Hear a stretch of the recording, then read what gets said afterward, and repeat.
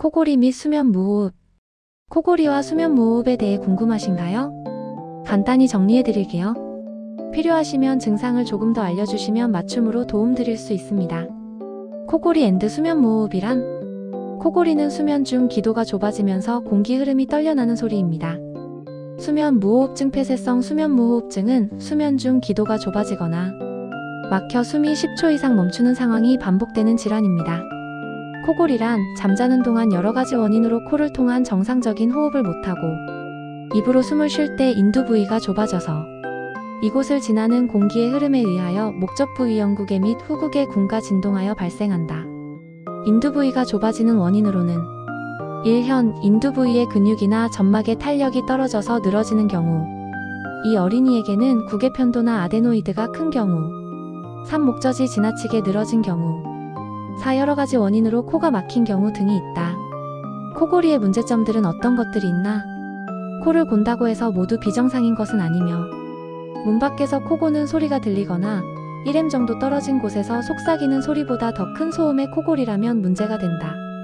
더 큰 문제가 되는 것은 코를 골면서 자는 도중 10초 이상 숨을 쉬지 않는 무호흡증이다. 멈추는 무호흡이 시간당 5회 이상 또는 7시간 동안 30회 이상이면 수면 중 무호흡증으로 진단한다.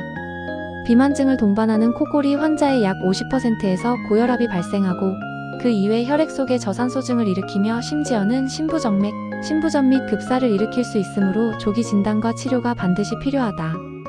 사회적으로는 코고는 소음으로 인해 주위 사람들로부터 따돌림을 당하기 쉬우며 만성적인 수면 부족으로 인하여 주간의 사회활동 중 졸음을 이기지 못하여 근무 능률이 떨어지고 학생들은 학업 성적이 떨어지게 된다.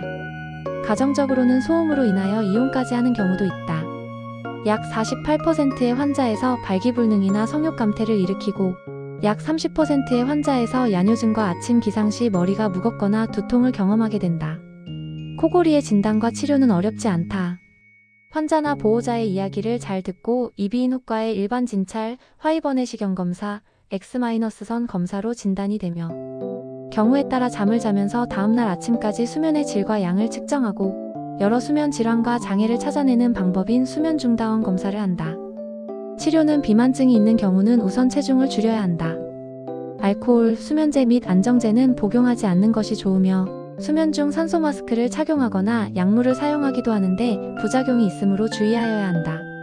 수술적 치료는 가장 효과적이며 수술받은 환자의 약 85%에서 만족할 만한 결과를 보이고 있다.